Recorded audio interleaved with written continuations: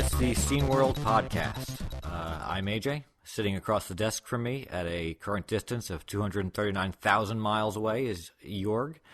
Now, last month we talked to Matt and Sven from Cinemaware, and at the time that we talked to them, they were just about to launch a Kickstarter campaign for Rocket Ranger Reloaded.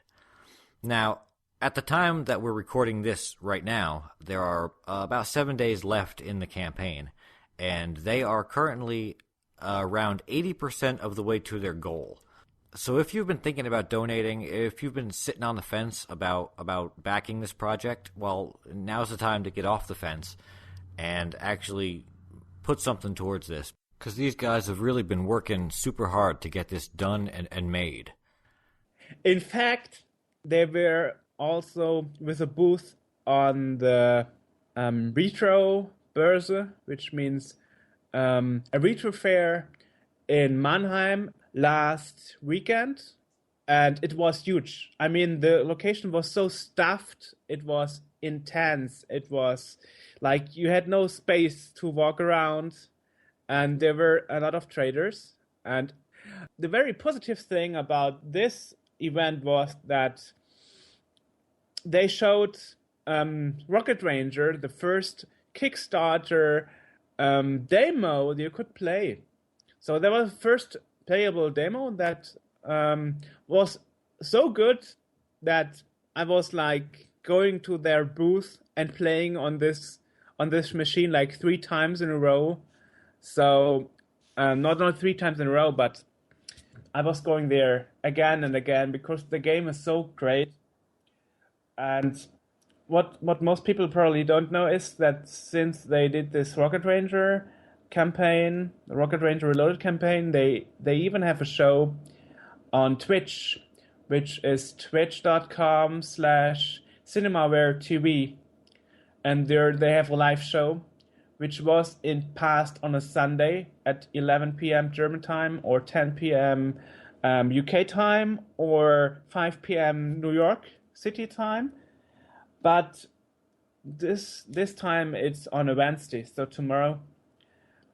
And by the time you're listening to this, you will find a recording on our podcast page for this show episode, because I will also be a guest telling the viewers about my opinions regarding the game.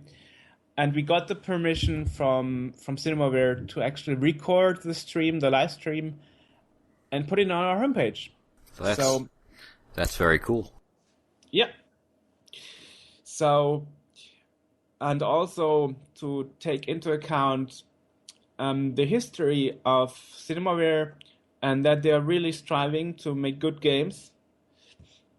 And actually, I played Wings, and it was very, very good. So I think they deserve the chance to come up with Rocket Ranger Reloaded, because it's a very good game. Absolutely, and we'll again have a link to their Kickstarter page in the podcast description, so that if you, again, there's only a few days left to this, and they are getting close to their goal, but they could use all the help they can get. So anyone that was considering donating but maybe weren't sure about it, you should definitely do that now. And the good thing here is it will even work on a Mac. That's right. They promised us a Mac version and a PC version, so we've got high hopes for this. There's no reason for not donating it. I mean, there are different packages like code only, access to preview, or an Amiga limited cardboard box, I believe. I don't know what material they use or if they use plastic, but actually it's a limited edition box. They say it's an Amiga box, whatever Amiga games looked like in the past, because I never had an Amiga. But even though if you only have little money, think about your friends. Get a 2 codes pledge reward and make some friends happy. So absolutely, because there are even packages with 2 codes. And if you listen to our last podcast show, you were hearing that AJ was very happy that they will support the Mac officially. Yes.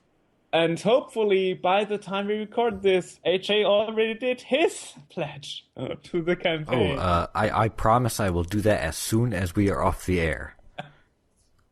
I surely did mine. I will get this limited Amiga box thing because I like to have things like in the package, like But on good old days. But only if everybody else gets off their butt and donates can Joerg get his limited edition box. Yes, exactly, because otherwise we get nothing. So everyone go and contribute. Yes, and if you want to have some background, go and listen to the other podcast show that we did, the one with Cinemaware. And it was very successful, we should say. We looked at the statistics and we had 200 visits on the page and tons of subscribers and 200 visitors per day since we released the podcast. It's no joke. We had our webmaster, Chris, look at the statistics that we run, and it was very successful. It's amazing. This time there was no reaction by email that we received, but there were a lot of comments on our YouTube videos from people. So looks like the Cinemaware podcast even drove some people to the interview videos. And I don't want to spoil the surprise, but for the next year, we already got a confirmation for our next interview guests, and this will be totally amazing. And hopefully this will blow you away as much as it blows away AJ and me. His reaction was, "Oh my God, dude, we are getting them for the podcast." And yes, we will. If they don't decide different before, but I don't think. Stand us up at the prom. No, it's also in their interest to be our guests. Right. That famous we already. No, we are not famous, but we are doing our best. So let's turn over to some less pleasant news. Recently, Ralph Baer, who was kind of really a pioneer, the father of video games.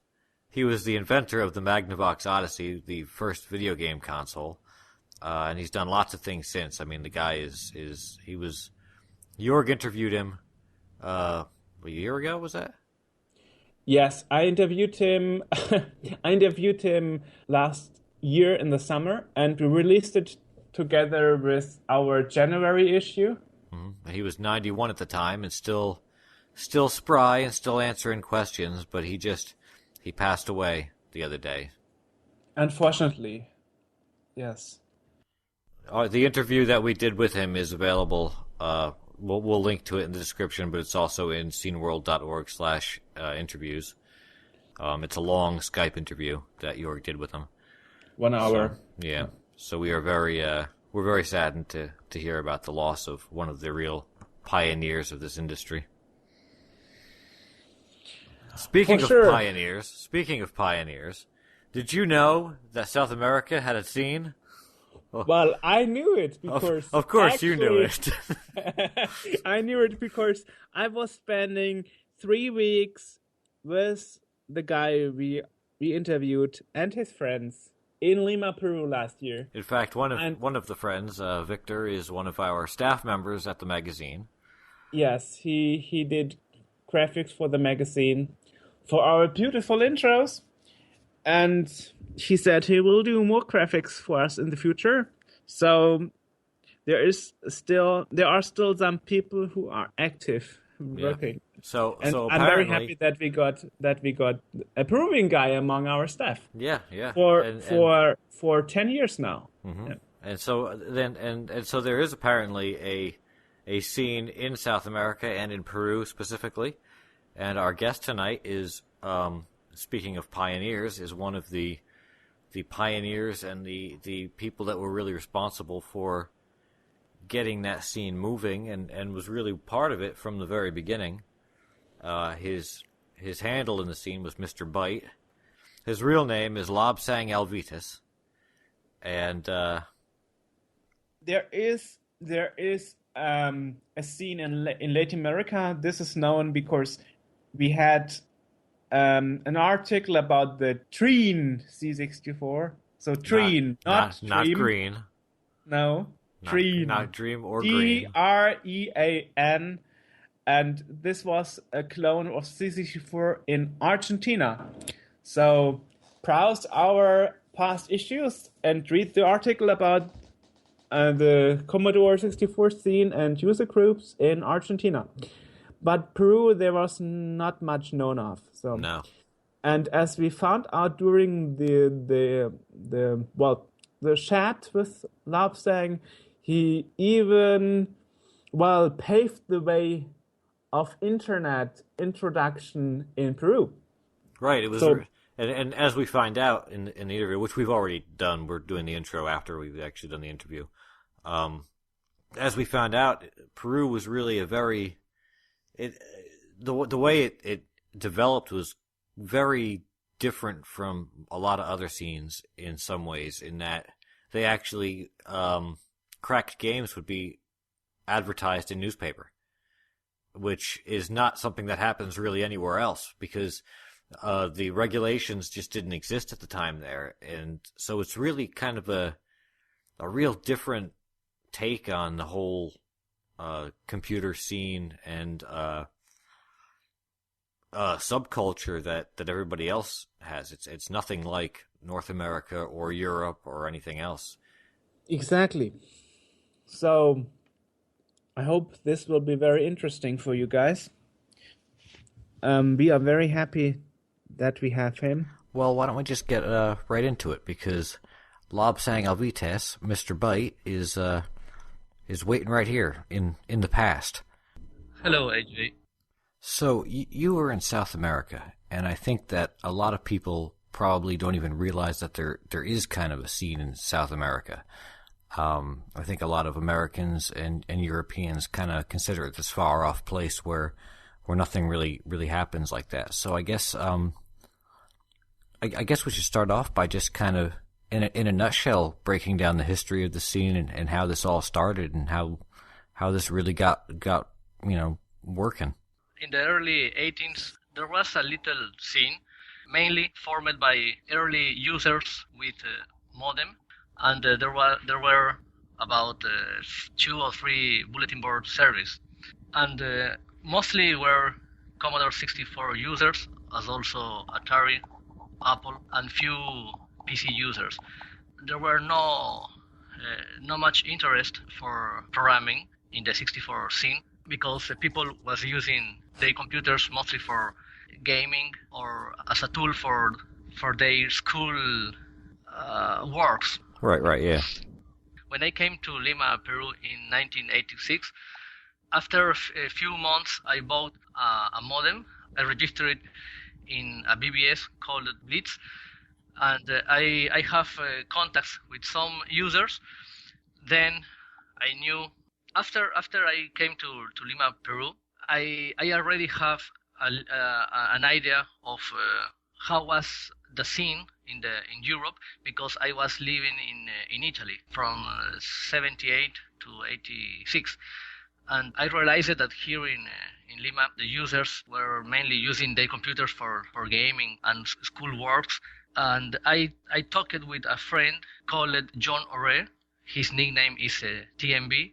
And I proposed him to set up a group to promote programming, doing graphics, and maybe doing some music to get an active scene. And one of the key people here in Lima was a guy called Luigi Bacigalupo. His nickname was Satan, and he was cracking some games from originals, and he was cracking this game to reprotect them with a custom protection he developed. So he could sell more copies of the game with his own custom copier. We, of course, disagreed with that. With that. So you aim more towards the legal side. We of course we knew that the copyright and the game, of course, is a lot of effort from companies, but It was just for fun, maybe to crack, to spread the games, but to make money, cracking and reprotecting games, it was no sense for. And the worst thing is that I remember there were games already cracked from a European group, and this game were again be reprotected with his custom protection. No? So we started our first activity for my group was cracking these games reprotected from Satan. I remember the first game was Operation Wolf from Taito. We cracked the game and spread it freely, so people could copy it. Now, I see. Okay. Now, it's a bit complex to explain because here in Peru, it was a very little community of users, no? About maybe 200, 300 of users, and most of the software was imported from some people from Chile or United States, and they sold the games to the users. Each weekend on Sunday they put announcements in the local newspaper to announce new games they imported, and they sold them. That's why they tried to reprotect the games so they could make more sales, and we were against that. So we began to unprotect the games, and this little community started to evolve like a little scene because there were some people that acted like importers, and we began to code intros so the people could recognize which games were released by my group. And we also put announcements in newspapers, little announcements when we released a cracked game. So it sounds like kind of it was like almost a microcosm of the major PAL scene, because that started a lot the same way with cracking games, and then people started coding intros on top of it, and that kind of turned into a whole different demo scene. But it sounds like you were kind of a key player in all this, getting people to, together originally because of your influence with the European scene. Yeah, well, we should take into account that you came from Italy, and you told me you also lived in Canada for a while. Yes. So you brought a lot of experience from other countries and tried to shift it to the community in Peru. Yeah, you're right. Okay. That's like mentality, a different point of view, which helped me a new way to use and see how the scene, that a community, a computer community, could evolve. I try to promote this with other users, and it worked because it was a huge impact when people began to spread the word that there is a strange group in Lima that have a name, Twin Eagles Group, and they are cracking games, and they are also recracking reprotected games from Satan, and the people here, they knew who was Satan, and also Rambo Games. Rambo Games was a seller of video games. We began to lose money to them, and this, of course, had a reaction. So we began to have some enemies, and of course other people that called us like we were the Robin Hoods of the scene, because wow. we were giving them software that originally was already cracked, and but the point is that one of the most important things is that users began to saw these intros, and they took interest for the first time to see what is an intro, because almost all people just pressed the key space and went directly to play the game. No one took interest to read the scroll text, and neither they knew who was those people, those groups, behind the intros. But when they saw that there was an intro with Spanish text, sending greetings to local people, they began to read all this, and in few months there was a lot of rumors and news spreading in the local scene. And you said you took out ads you put out ads in the local papers with that too? The only way to promote, to spread news, it was to put ads on Sunday in the newspapers, especially in the main newspaper called El Comercio. So all these people that sold video games or also hardware, they all put ads, and we also put them to announce new release. As an example, when we cracked the first game, Operation Wolf, we put an ad stating that. So people called to our phone and they come to our house with floppy disk to copy the game freely. So you actually promoted that you were copying games in the newspapers. That's because in Peru at that time there was no government agency that would go after you. Yes, and copyrights were also not respected in any kind of level. No, so there were only copyright for industrial development, but not for software development. So it was very an informal thing. But well, it was very interesting because that way of communication through newspapers, putting ads, was a primitive way, but very effective. All people here was pending of the ads for on the next Sunday, And by the way, after some months, we realized that the community was increasing of users, and we needed a way for a better communication.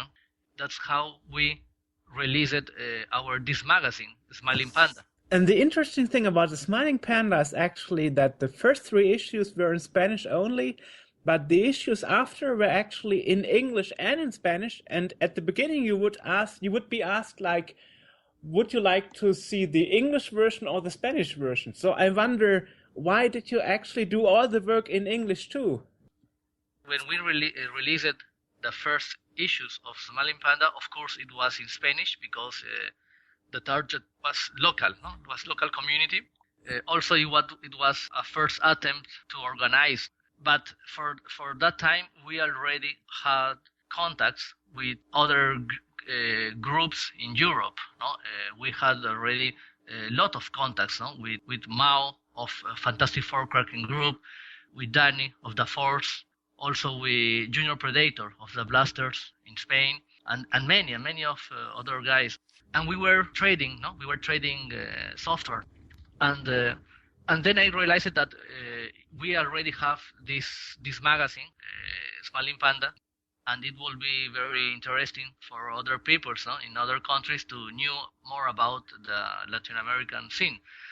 And that's why the 5th issue of Smiling Panda had an option to choose between English and Spanish language, and of course to support also PAL video system, because here we use NTSC.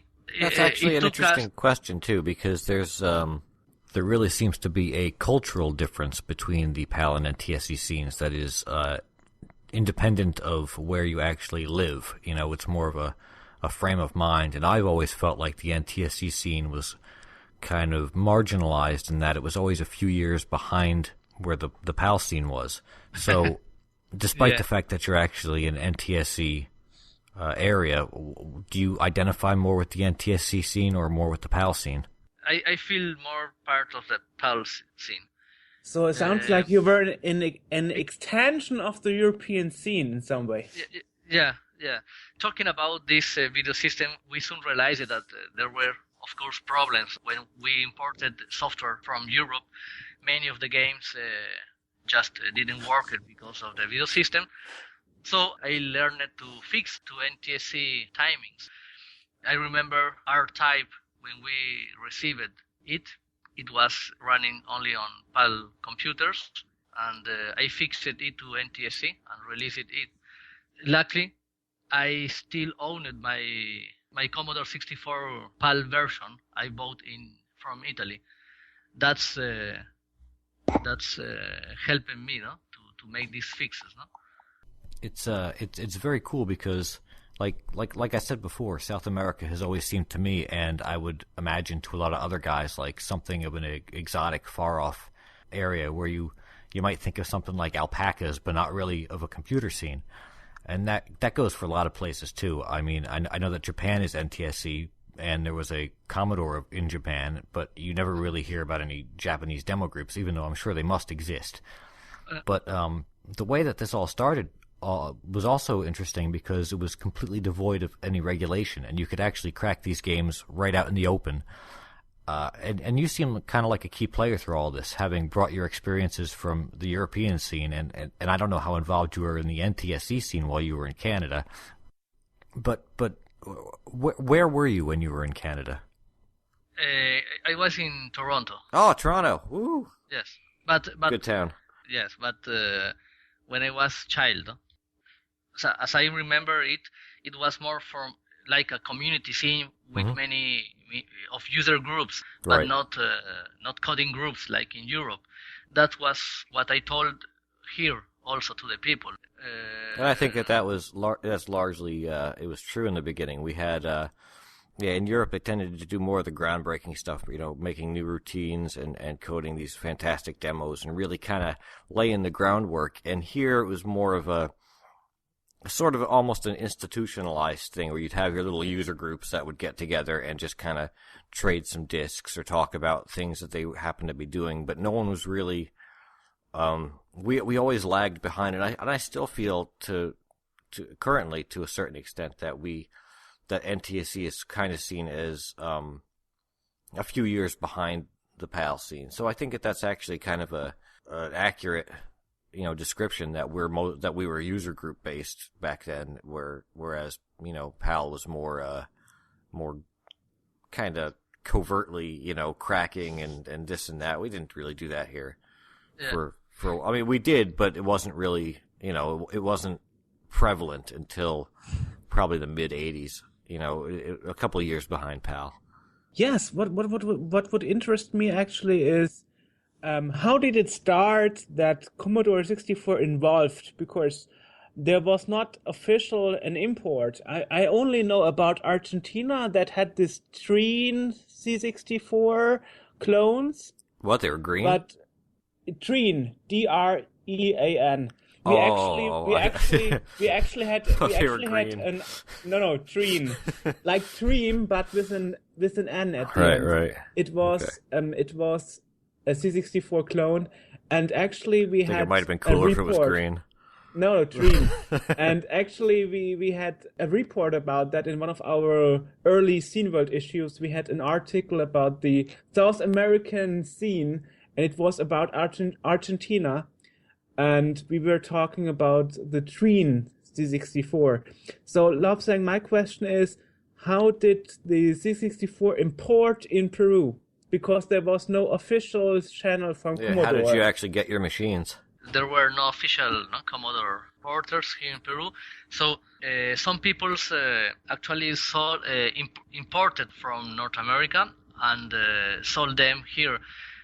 Sometimes they were refurbished machines, or also new machines. The price were higher than in North America, But anyway, the people bought it. Also, many times the parents, when they travel to other countries, they bring back some computers, so they could sell them to other people. But my computer, the first Commodore 64, I bought it in Italy. Then I bought a Commodore 128, and then two more Commodore 64. One of the Commodore 64 was used for my bulletin board service. It was online 24 hours for 4 years. Wonderful. So how did the BBS scene, because you mentioned that you took out ads in the newspapers because that was really the only way to communicate with people back then, to really get this stuff out. But later on, I'm sure that BBS has probably kind of took over that role as they did here. I mean, I don't know about the PAL scene, but I don't think the NTSC scene ever openly advertised, because that just invites Navy SEALs crashing through your windows. But the BBSs did take precedence in that they started to. That's really where you put the releases. That's where people would kind of gather to talk about this stuff. So, okay, I will talk about the early bulletin board system, scene here in Peru. It was very interesting community. Early bulletin board service, as I remember, the first one was RBBS, Roosevelt BBS, from the college Roosevelt. It was running on an Apple. Then there was a Blitz BBS. Blitz was running on a Commodore 64, and his CSOP was Green Byte. I am talking of the years 80, 84, 85. Other BBS also was TN BBS, Terrible Nightmares, no? I have those. Sorry. What a wonderful name. Yeah, I have those all the time. and TBS BBS. That BBS ran on an Atari 113, and his CSOP was Bull, no? Javier Jainer, and Tron and RAM. There were 3 CSOPs, and they promoted the first meetings, no, of modem users. No? I remember the first meeting was at a place in Miraflores, no, and in Lima, and assisted about 13 users. The telecom community was no more than 100 of users. It was very little community, and we were the very first users with modem in Peru. I also remember that Bull made a T-shirt saying Lima Modem Club, and it was a gift for all the users of his bulletin board service. The interesting thing is that many of these bulletin boards service were not running with bulletin board construction kits, no software to do this. They were coded by the system operators. No? They were coded in BASIC, as also in some routines in assembler. For example, my BBS, the first BBS I put online, the Hackers BBS, in 1988, I programmed it in BASIC and compiled it with the Blitz compiler. No? But the main routine for the X modem transfer, I found a paper, no, about the protocol and coded it in assembler. No? And wow. And it was online one year. Wow! Day. So you actually made your own software. Yeah, all the BBS we used was always coded by me, as also other bulletin boards. For example, Blitz was also custom coded by Green Byte. Phoenix BBS also was coded by Satan. Satan was the CSOP of Phoenix BBS, and Emilio Leroux was also CSOP of Phoenix BBS, and they coded. I think that in my floppy disk, I still have the code of all of many of these BBS, because we sometimes exchange the source code to see how we coded, no, some routines to get new ideas. That's impressive, and you should really I think you should do something with that. Put that up on CSDB or something, because I think that should really. That's to have the operator of a specific BBS actually design and code the software from scratch for their own things is very rare, and that should really kind of be recognized along with CBase and UCBBS and all the other major ones that were used, because it's I think that's even those other the main those mainstream CBase has been modified by 1,000 different people, but that's but the one that you guys were using, those systems were one person busted their butt and actually designed this thing from scratch, and that's super impressive. And that was interesting also because we were young, no? We were childs, no? We had 14, 15 years old, no? And we were very interested in learning the program, and there was also a problem because there were very few books and magazines with technical information to code, and the only books we had were always bought from other countries, no? Anyway, with lots of research and try, no, and we managed to program the serial port of the Commodore, also to use the record system in the drive to store each message. No, I remember there were magazines, computer magazines in Peru, like Computron. They have a section to learn programming for each computer. No, some basic routines for also Apple, Atari, and Commodore. And in one of the issues, Byte, he explained how to code the serial port of the Commodore 64. Wow. And so it was okay. It was a little community, but it was very close, no, to each us. So we tried to support, no. That's interesting. So actually, the professional magazines, the professional computer magazines in Peru were picking up on the unofficial scene that you created and actually published your articles on coding and other stuff like that. Yes, that's wow, right. So you had a big influence there. Yeah, it's a lot more than the demo scenes and everything here in North America, at least.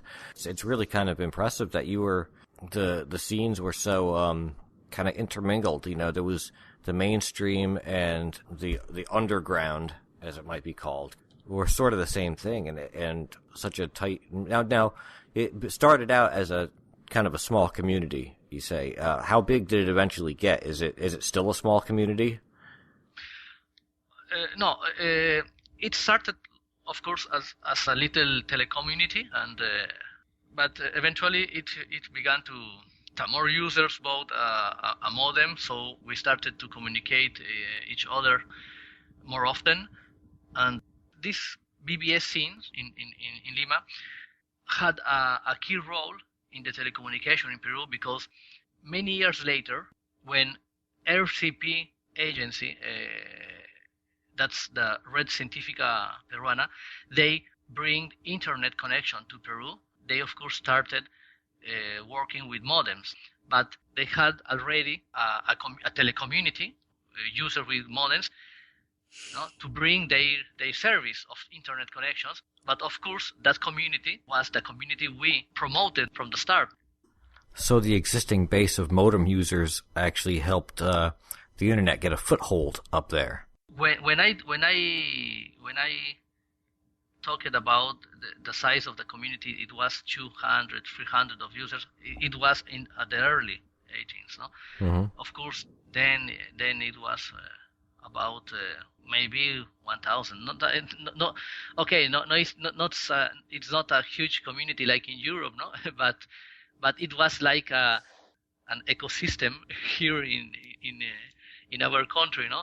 And all was interconnected, no? BBS, the computer scene, the coding scene. Wow! So you actually pioneered in the early internet days too. Yeah, I think that it's right, because as I told you, all the early telecommunity started because we all together pushed the idea to have a modem. I remember many users, they didn't had interest to buy a modem because it was not necessary. It was just for fun. Why buy a modem if we knew each other and we every week we meet in the house of someone, and maybe the user just go to a game seller to get games. So there was not something that pushed the people to buy modems, but the only thing that I think was the main interest that people developed to get a modem was, for example, to exchange software, to download software from the BBS. When my group released new stuff, we released it from the BBS. So this community began to grow, to grow and grow.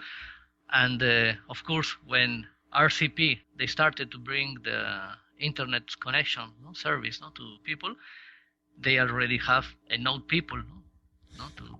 Right, so there's already an established user base that has the equipment necessary, so it's not like they have to sell it to the people, because it's already somebody to pitch it to.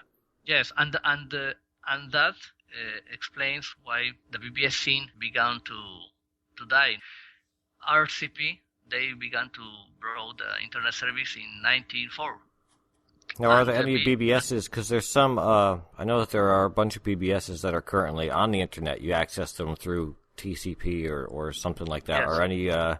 Are any of those Peruvian or South American BBSs connected or still running that way, or are they all gone now? No, I don't know. Well, in Peru, I don't think there is some BBS running from Telnet. But when I remember the bulletin board service and I tell this to other people, it's hard to believe the people, no? How these small computers managed to have bulletin boards and downloads and little games, no? And when I told them that we coded it, no, they just don't believe it. It's a new generation that can't understand how things started. Well, this is why we are doing those interviews and record them. So it's saved for history, so people can still get the stories, because it's very interesting. And I think it's also a good comparison in that, you know, in the 80s and even more so than in the US, because here we had, again, you know, users groups and they turned into this and that, but now currently you have a generation of consumers and users. You know, they get a product and they use it, but they don't do anything with it. Whereas back then, yes, you know, you guys were getting the equipment and you were making your own BBSs and you were cracking these games to redistribute and you were doing all this stuff, not just using, you know, just getting something and using it. You were really kind of yes, inventing it as you went along. Yes, and actually, I see that many users, no, and many childs just use their computer to chat or download or listening to music, and they don't use, they don't explore, no, right, the more features that the computer can. And I am now remembering when I saw a feature called the word wrap, no, when you type, no, in the chat and the last word, okay. When I coded it in my bulletin board service, no, so I added the word wrap, and every day it was a new feature, no. I was adding, and all this experience opened my mind to see how organize a project, how to manage a group, and all this helped me in my own work. Right. Sometimes I talk to other people's new programmers of this new generation, and it's sad to see that they just use frameworks or libraries, and as you said, they just use a function, a method, and they don't know how it works at low level. Right. And even users now, I mean, if something, I remember when I was younger, when I was using a C64 regularly, if I would get a piece of software, you know, like a word processor or something like that, and I was trying to use it and I didn't like something about it, my first reaction was, well, how do I fix it? You know, if there was a feature I didn't like, or if there was something that I wanted it to do and it didn't, my first thought was, well, what can I do? And I would try to always break into the program and see if I could alter it or do anything like that. Whereas now, if someone gets some software and it doesn't do what they want it to do, their first response is, well, I'll just complain about it, you know, or I'll file a, you know, yeah, I'll file a report or something to get it fixed. And a bug report, yeah. Right, yeah, exactly. It's a totally different culture, I think, of kind of a lack of innovation. Even you like you mentioned, the programmers today are using frameworks that have been established for however many years, and they don't even really understand how it works. They're just kind of copying and pasting it into into their code to, you know, make it do whatever. So there's not even really innovation in that manner. You know, and I think it's, you know, you see software from year to year is updated into different versions, and it might look different, but ultimately a lot of the core technology stays the same. Is they stick some new graphics on it, or, you know, some new logos or icons or something, and hey, it's a new version. But there's, if you know, Microsoft Word from 2008 and from 2011, or I don't know what actual years they came out with it. They look different, but the functionality isn't much different at all. Yes, of course. No one there is saying, what else can we make this do? Or in what way can we really kind of, and if I see it and it doesn't do what I want, I'm just like, oh, it doesn't do what I want. I don't think about, like, how do I fix this? How do I make it do what I want anymore? No, also you can't, because it's getting more complex. Right. Yes. Which is kind of a shame, because it's that really was what kind of drove innovation.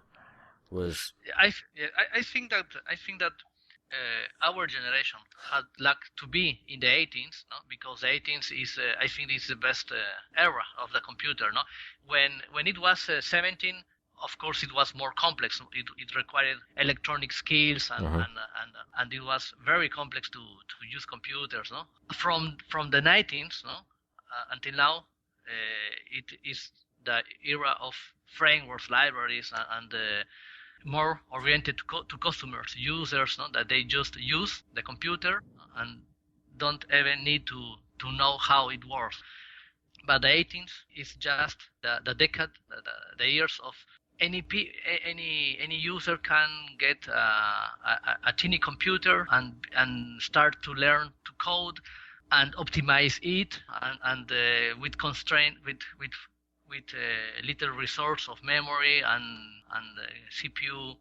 Right, and everything you needed came right with it. You turned on a Commodore 64, you were in BASIC. So it's like you didn't need to get a compiler or a special coding environment or anything. It was right there. You just turned it on and went.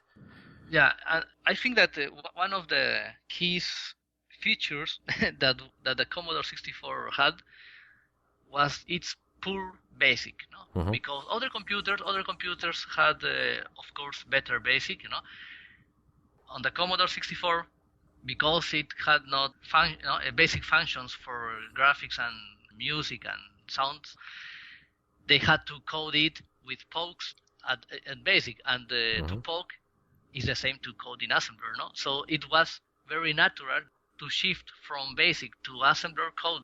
Right. That was, I think, that main key that allowed the programmers to do better things on the Commodore 64. It was really you were forced to think outside of they would come. It came with mine didn't, but you could get the programmer's reference manual, which is I got sitting somewhere around here, but it gives you some basic stuff, and you look at it, and there were certain things that, like you said, you just couldn't do with it. So it was always a matter of, well, how do I get around that? What do I do to fix that? And so you muck around with it and you learn different things, and and it had that expandability in that you could find a way around it. I always thought of the Commodore BASIC is almost a little bit sloppy. Like, there's lots of little things that it's not supposed to do that it does that people figured out. Yes. Which is really a cool thing about it. Yes, one of the things I also remember has good memories, is the Commodore 64 user guide. It was a really, really outstanding manual, user manual, because it teaches you from the start, how to connect your new computer, and the last page. And the last page, you even have a memory map of the computer and all the mnemonics, and how to make sprites and how to make music, And it was a very interesting and complex manual, in few pages. Right. And now when you buy a computer. It's got nothing. My Mac came with no manuals. It was just like, here's the computer, turn it on. Yes, of course. Now the idea is that manuals are online or are PDF format. I hate PDF. I hate to read things on the computer monitor, because get a Kindle. Yeah. Yes. In 2000, when I was developing video games on Windows with DirectX, I remember to buy the Visual C from Microsoft, the original, $215, costed me, but I bought it not only for the license, because I also wanted the manual, the programming manual with all the functions. I was very happy when I get the box, because the weight was about 2 kilos, 3 kilos, and when I opened it in my house, I found 4 CDs and 3 kilos of posters and ads from Microsoft, and no more. Oh. And all the technical stuff was on files, on PDF and CHTML. Well. Yeah. So But the interesting thing is that when I bought the Blitz Basic for Amiga, just $16, it came with a user guide, very, very nice, full of technical stuff. So I see the difference when you are a developer or a publisher, a mid-range publisher, against a huge company like Microsoft, that they just sell something more expensive, but I feel like I receive less stuff. Right, yeah. yeah, that's true. So what I wonder is, why is there so little stuff online on CSDB and so on from the Peruvian time? There should be more of it. If you say there were like 500,000 people in the later times. Well, he said 1,000, I thought. 1,000. Yeah. Though there should be more stuff. That was in the 90s, early 90s. Of course, now there is millions of users. Yeah, no. I just mean you should preserve the software and the programs and the BBS stuff that you just mentioned. How many issues of Smiling Panda were there altogether? Oh, okay. We released only 5 issues because the last issue, that Spanish issue, and NTSC and PAL video support, took us many months of effort, to get of course. And it was released on November 1992. Yeah, it's on CSDB on the 8th of November. The next year, 93, we were working on Smiling Panda 6.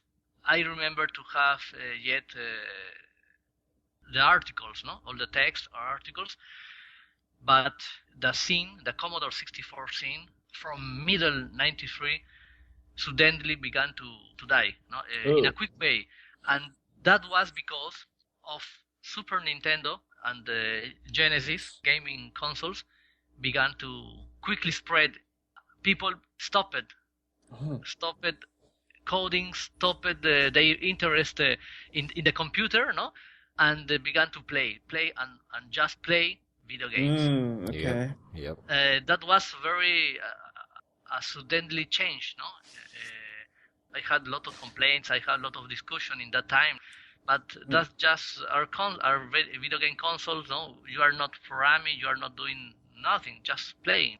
And people replied that, yeah, but they are nice games, better than the Commodore 64. No? Of course, yeah.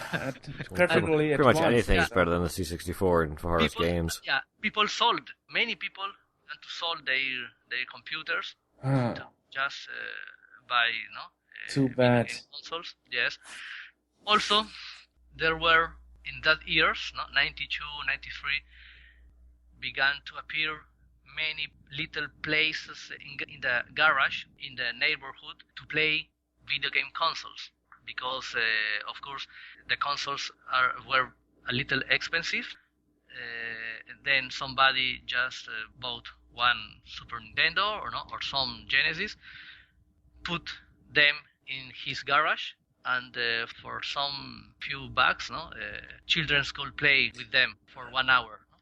So you actually turned the video game consoles in something like an arcade?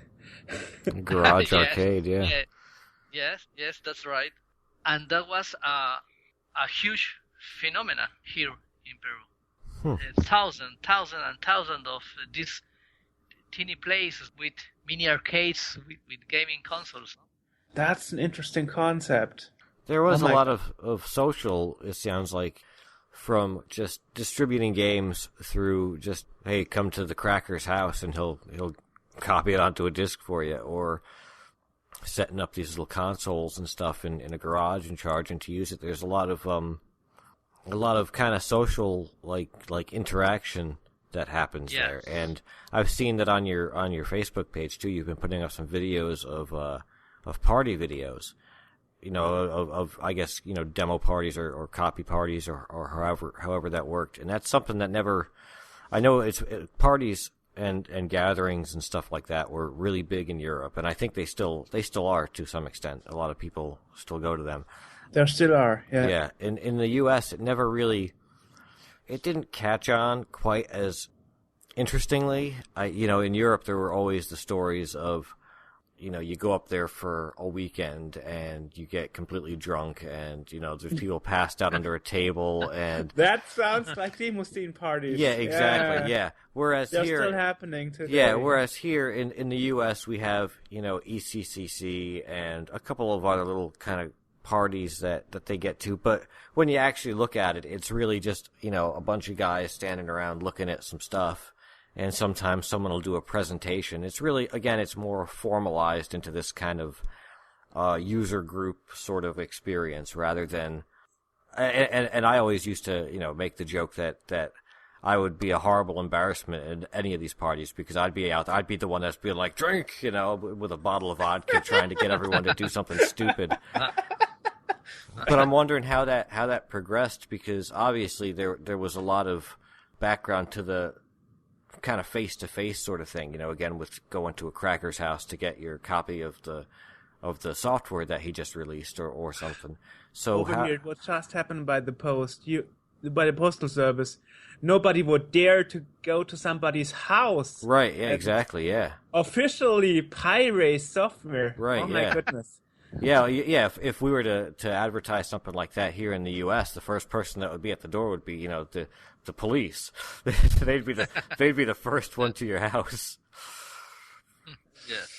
So I'm wondering how the parties, how did they evolve? What kind of, what sort of parties were they, and what was the situation with them? Were they more like the European model where people were, being silly and having fun and coding demos, or were they more like the U.S. model where it's kind of like a presentation of like, well, this is some software that we can use to do this, and how did that kind of...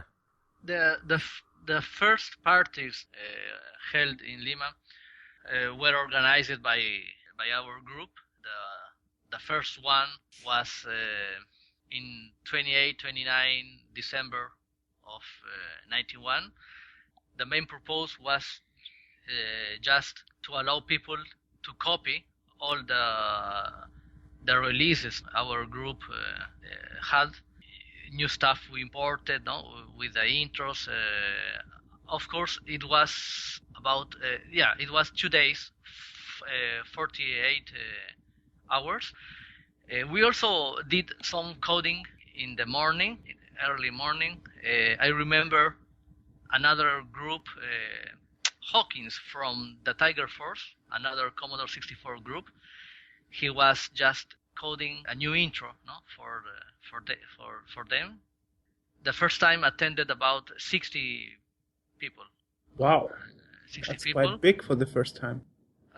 Yes, and unfortunately, I have no photos nor videos of that event, but I have videos from other parties we held in 93 and 94. But in these parties, there were multi-platform, not only 64. I think that were a meeting where people could socialize, knew each other, exchange software, and as you said, they could also teach how to use a software. Also about programming, programming stuff, techniques. There were some people that they were developing video games. So also we were talking about these projects. The last party we held was the retro party in 2002. It was just a meeting where we showed old computers, no? Aquarius computer from Mattel, Spectrums, Commodores, Amiga, PC, Apple, Atari, no? Also gaming consoles, no? Like the Nintendo Virtua Boy, no? But it was up to promote all the computer scene, to allow new people, new users to know how was the old computers. No? Now in Lima there is jams, no? There are game jams each year. No? There is a game jam where people attend to code the games. No? But this is another story because it's another scene. It's a new scene with Android, iOS, and other mobile programming. Of course, there are now about 20 little groups developing video games, but that's another thing, a modern thing. You told me, and it's also on Facebook, that you are starting now to reorganize and to gain people again to return to the old times and get people interested in the old Peruvian, meeting, demo, gaming scene again. How about that? Because you told me last week in a Facebook chat that actually my visit of your home for 3 weeks last year, it actually kind of motivated you to restart it all again. Tell us more about that. Yes, that's right. When you visited Lima, Peru, no? And was in my home 3 weeks, and we were talking about all the good days, no, of Commodore 64. I thought that would be interesting to try to bring back the people, at least to remember, no, they young days with the 64. I opened a group in Facebook, Commodore 64 Amiga group. Now we are about 100 of users, no? What is it called? C64/Amiga Peru. And in that group, of course, joined Satan, Spunk. Spunk was a member of Twin Eagles group. Also is there Rambo Games, no? I think that no matter if we were enemies or not, no. Now it's just a remember of all the thing, and slowly we are getting in contact with other people, no, that have Commodore 64, and the idea is to next year to do a meeting. I don't know if maybe a retro party again, or at least to start with a meeting, no. And is this for the purposes of just kind of nostalgia, just sitting back and reminiscing, or are you trying to almost like revitalize things and kind of bring the scene back to where new stuff will be produced? I don't think that is. I don't think that people will have time to code again on Commodore 64. That's because in Peru there is little time, maybe for hobbies, no, because people is more after thinking about their works, their jobs, and are more worried about to earn money, and that because the problem in Peru is that every 5 years when there are new presidential elections, no, it's not very it's unsecure. So we don't know what can happen in the next period. There is no stability, no, economical and political stability, no. So in the last 10 years or 15 years, of course, is more stable the economy, no, of the country.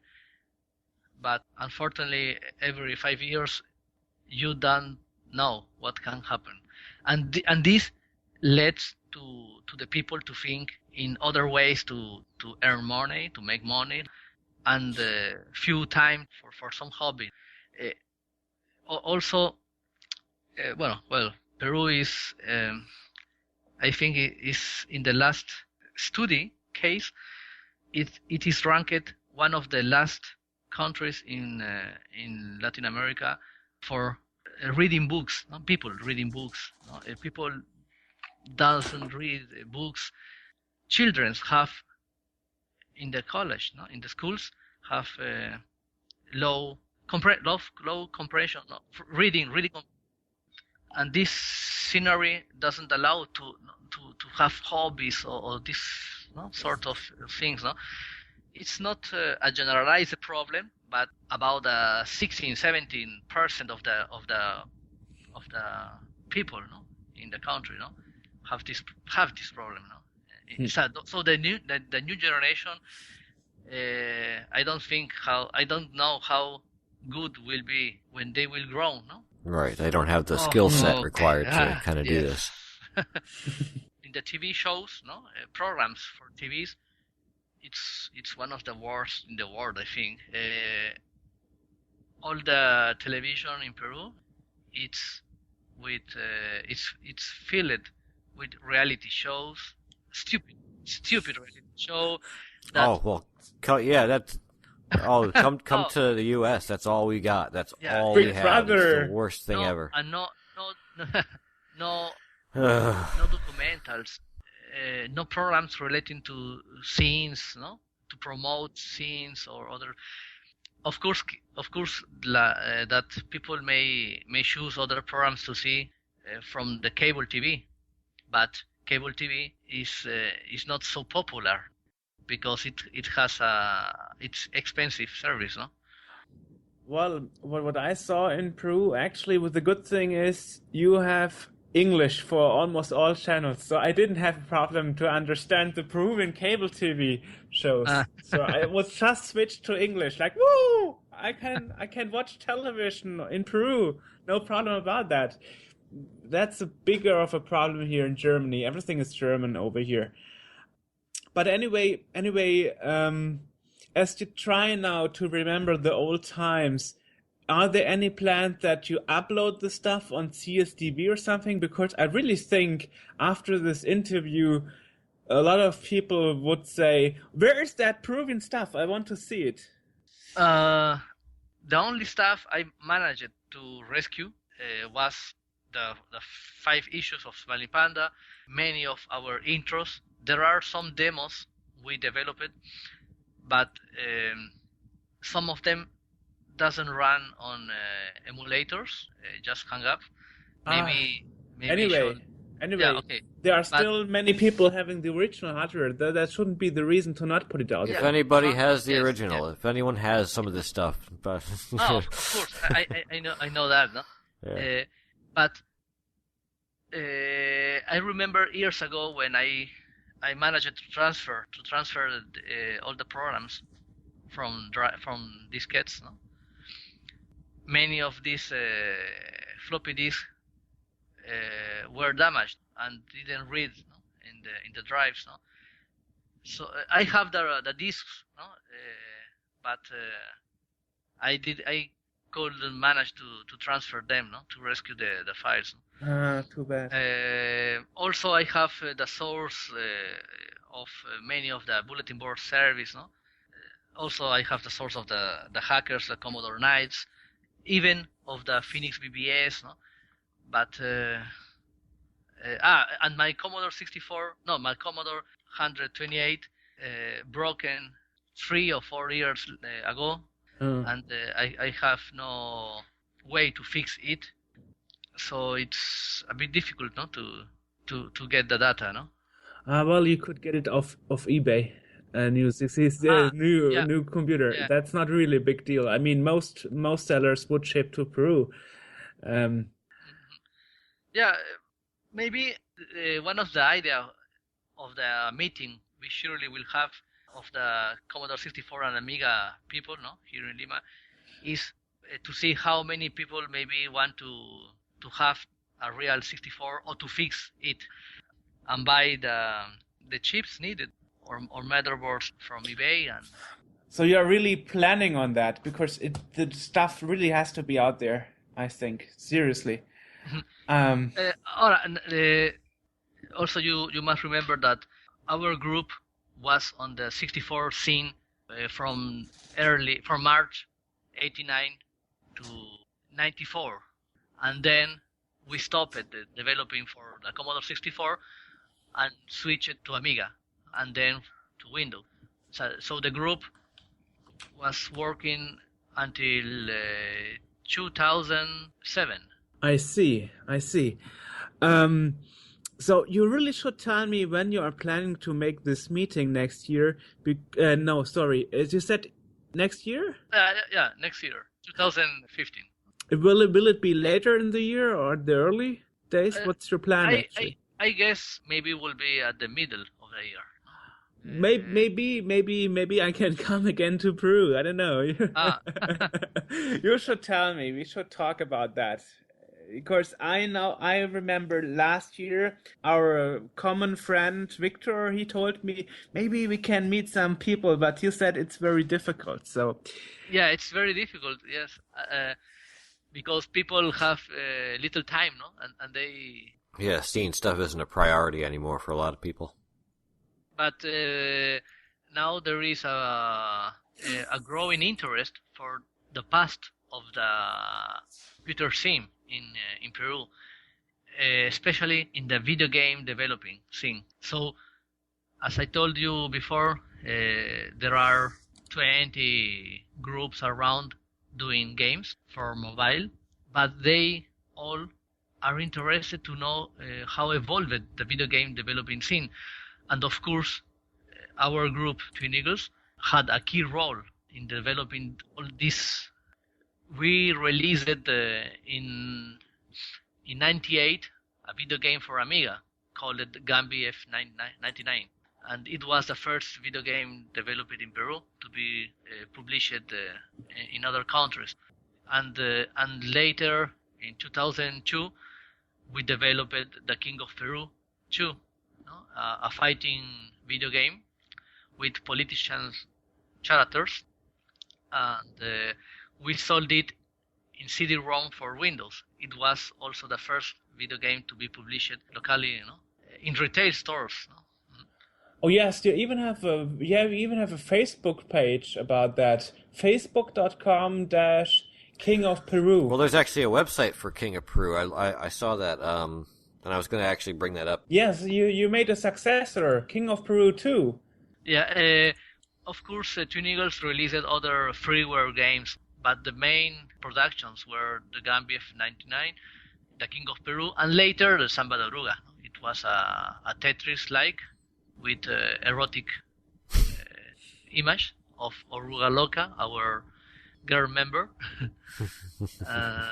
And we also did 2 retro games, Frogger Mambo, based on Frogger from Sega, for 2 players at the same time, and Dog Days Revolution, a remake of Dog Days from Atari computers, a funny game of 2 dogs competing to get the more hydrants. No?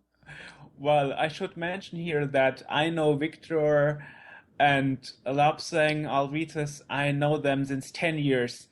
And that in the first email conversations between me and Lobsang told me about this Tetris game, and he said, "Do you want to buy a copy because it has a free condom?" Yes. The Samba de Oruga, that game, inside a jewel case, there is a condom, and that's the protection of the game. Yeah. True story. I still have those emails. That's the copy protection, or the clone, the ADN clone protection. Human copy protection, yeah. Amazing, yeah. Both games, the King of Peru 2 and Samba de Oruga, were published on CD-ROMs, on printed CD-ROMs, original CD-ROMs. Yeah, we should mention our homepage. It's tegperu.org. That's the old page. Oh, it's that's like new, Ron? No. It's the old page because it's not. It has no news. It's like a museum now. All the new stuff we are talking is on Facebook page. But if you want to look at the history and on the King of Peru 2 full game, because that entry is from July 2014, that's the homepage I just mentioned. Now, sometimes I give some conference about the story of Twin Eagles and the history of video games in Peru. As I told you, there is a huge interest to know how things evolved in our country. Yeah, and you even mentioned there were some social scientific works, and one of them is Developing Game Worlds, Gaming Technology Innovation in Peru by Eduardo Mariscal Alvarez, and it has been published in June 2014 for the Massachusetts Institute of Technology. So it's pretty recent. Peer reviewed. He reviewed and how evolved the economic scene, political scene, and the video gaming scene, how all was tied in that era, and Twin Eagles Group had a key role in that years, with the parties, with the magazines, with the bulletin boards. As you told before, it was a very social community. Also, there is another story which involved Twin Eagles. At some point of 19th, I was doing with other peoples here in Lima hackings of video games in consoles, in Super Nintendo mainly, and it was like a secondary group. We never used our logo from Twin Eagles. It was like another group because we never wanted people new or get involved with our group, because thinking in the future, I was worried that many people could think badly that when we release games, maybe will be hacked games, no? Mm. But this isn't something specifically unique, because a lot of groups had that sort of like a secret group that they would use to release things that they didn't want to be associated with. That's why it was managed like another group. Some of these games were very popular, were soccer games mainly. Like there is a hack game, maybe you know, that's Sonic for Super Nintendo. Oh yes, Yeah. oh yes, I have some of those. I bought some of those from eBay. The first one, the Sonic 4. It is based on the Speedy Gonzalez games, and I made the graphics animation together with Alex Mena. So you were even involved in the video game business kind of cracking thing. Yeah. Even though you didn't like it because it was driving people away from the Commodore and the user groups. Yes, that's why in that years I preferred to manage the things separately. Nobody knew that I was also participating in that hacks, and that in 2000 that changed because there were two hacked games. One of them in PlayStation, another Winning 11. We put local soccer teams in the games, and at one point somebody used one of the logos we used in the Windows releases. So users began to realize that Twin Eagle Group was involved. I see. In the old hacks from the 90s. No? Also, my cat was named Mir Fusila, and in some of the hacked games in the 90s, we put Mir Fusoft in relation to Mir Fusila, no? I see. There were little Easter eggs and hints. Yeah, and that I mentioned this because when we released The King of Peru 2, of course, it was done like a parody of The King of Fighters, used the same logo. It was an intentional parody, but all the game was developed by me in C language. But some people thought that it was just a hacked game. And because they remembered that I was also involved in hacked games. No? Stereotype, prejudgment, all happening.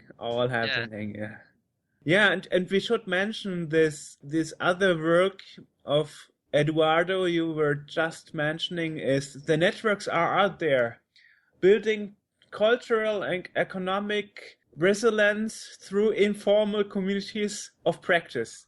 Oh my god, what a long title. And we'll include links to both of these peer-reviewed articles in the podcast description. Yeah. And I read through it, and I have to admit that those gaming jams are totally inspiring, and they remember me a bit of the demo scene parties that we have here in Germany and Europe. It seems to be similar because in the report it's described that there are young people and older people, and even those without any experience in developing games, they are meeting to be creative for a weekend. So tell us more about that. Yeah. In the last 2 years, thanks to frameworks like Unity and other frameworks, many people got interested to develop games. And so started to do game jams, and each year there are more people involved with it, participating in these jams. Also, there is EGDA in Peru. They organized it, and there is a company called Bamtam Games. They are releasing games for Cartoon Network, but they just released a game for PS Vita. When Bamtam started in 2002 or 2003, they have a very difficult time for a few years until they got a contract with Cartoon Networks to do games for them. But meanwhile, Twin Eagles Group, in that era, we released The King of Peru, an indie game for Windows, but we have a problem with the game. The Peruvian publisher, Micronix, they cheated us. Seriously? Yeah, with the sales of the game. They sold all the copies, and never paid us the royalties. So I had to sue them. Lasted 12 years. From 2002 until this year, and that badly hurted our group. That's why Twin Eagles began to dissolve. Members left the group because they felt bad after working so many months in a project, and to see how a Peruvian company cheats Peruvian developers. No, that would be very discouraging. Are those games still for sale? No. The King of Peru now is freely to download. And the Tetris game? The Samba de Aruga, no, it's not yet freely to download, but in the next month I will update it and release it. The King of Peru also is an updated version of the game, because the game didn't work for Windows 7 or 8. That is why you called it King of Peru 2, actually. Yes, I updated it to work the latest system and added some new stuff. Extended version. Yeah, yes. Meanwhile, while Twin Eagles was closing its activities, Bamtam began to get involved in games. They had a very slow and difficult start, but now they are stable. And I think it's the leading company here in Lima. Did you at least won your lawsuit? Did you win it? Yes. I won the suit after 12 years. Huh? Yeah, legal stuff here is very slow. Well, it's not different in Germany. Things can take 10 years or longer. Yes. That's not really uncommon, you know. So yes, now that this is resolved, are you planning to continue or? The group, after we released our last game for Windows, that was Dog Days Revolution.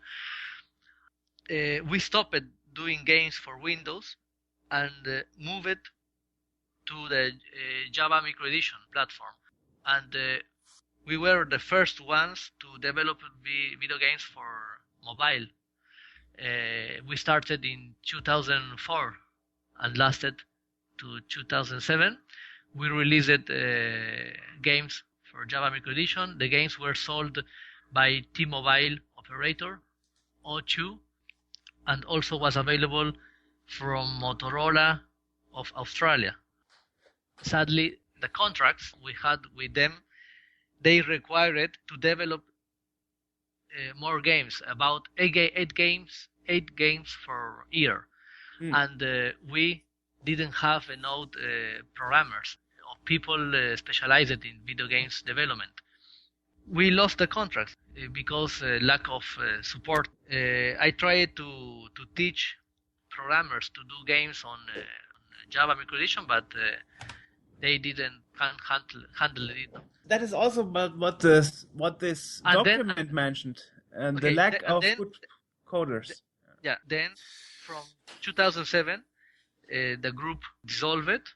I started to work for a company, but last year I was contacted from many people interested in to know the history of video game development, the history of Twin Eagles, and I began to feel again an interest in the video game development scene in Peru.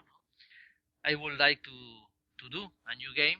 I am thinking about it, and maybe in the next year I will organize again the group to release something. But that would be awesome. That would be very cool. Yeah, well, it's so interesting. It's so interesting. Yeah, there's a lot of different facets to this, and I mean, is there anything that we haven't covered through this? There are lots of things, but to talk about them is very complex, no? Right. Yeah, it's a very and it will take too much time, no? Yeah, it's a really, really complicated, in-depth whole thing, and we're not really doing it too much justice in that. We're, focusing kind of on an entire scene and trying to get the about the scene, about the Commodore scene in Latin America. I should mention that, of course, Twin Eagles was not the only group in Latin America. No, in Mexico there was a group called Destructor de Trucos, DDT, and also there were other groups in Costa Rica, in Argentina. Mainly there were importer groups, no, or crackers, but coding groups, I think mainly was Destructor de Trucos in Mexico and Twin Eagles in Peru. Did they also do C64 stuff in Mexico? I don't know. I can't remember if... I remember to have swapped with them tools they did, but I don't remember to have seen Mexican games or other things other than intros or demo from them. But this magazine, Smiling Panda, I think is the only this magazine, no, in the 64 Latin American scene. Great. Okay, and the main page again, the tegperu.org. That's kind of a museum page that's not being updated anymore, so that people can kind of look at that. And the tegperu.org is mainly like a museum, no? But on Facebook, people can search for TG Peru. And again, we'll link to all these sites in the podcast description. We put it on the podcast page, so people can simply click on those pages and read the PDF documents. And we'll get the word out there, definitely. We surely have to tell the people about that. And if you do a meeting, I hope you do a meeting also in 2016 in case I can't come to Peru next year. So are you planning to make those meetings yearly, actually? I don't know if we can manage it each year. No? It all depends from the interest of the users. Oh, no? yes. Oh, I hope the internet will be big. Of course, it's more easy, no, for social network on live during a meeting or a party. But back then, no, it was very difficult. No? It's really good that you're trying to get this on, and I really wish you good luck with recreating your Twin Eagles group. Yeah, thank you very much, and I will get in contact with you if we manage to get a new party the next year. Yes. The interesting thing about this conversation here we are having right now is that when I was telling people that there was a retro scene, a C64 scene in Peru, and that I'm going to Peru, people were all like stereotyped, like, do they have hospitals? Do they have internet? Are they advanced?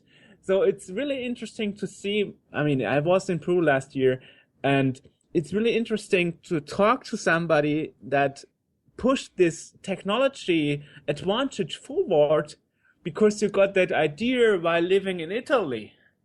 Thank So you. you imported the technology advantage into your destination country, Peru, Yeah, in this case. at least the idea of the Commodore 64 thing, and all started with that, together with the bulletin board thing. Absolutely amazing. Absolutely amazing. So thank you. And thank you for the yeah, interview. yeah. And again, the website for the Twin Eagles group is tegperu.org, but that's not being updated anymore. That's just a museum page for now. So for anything new, you're going to want to look at their Facebook page, which you can find at facebook.com/tegperu, or just do a Facebook search for Twin Eagles Group. You can listen to more podcasts or watch interviews and other fun stuff at sceneworld.org. And please feel free to comment about this podcast or other things, either through there or through email to us at podcast@sceneworld.org. Joerg has a website over at nafcom.eu, and you can find me at justwestofhell.com. For Joerg, this is AJ, and we'll see you next time.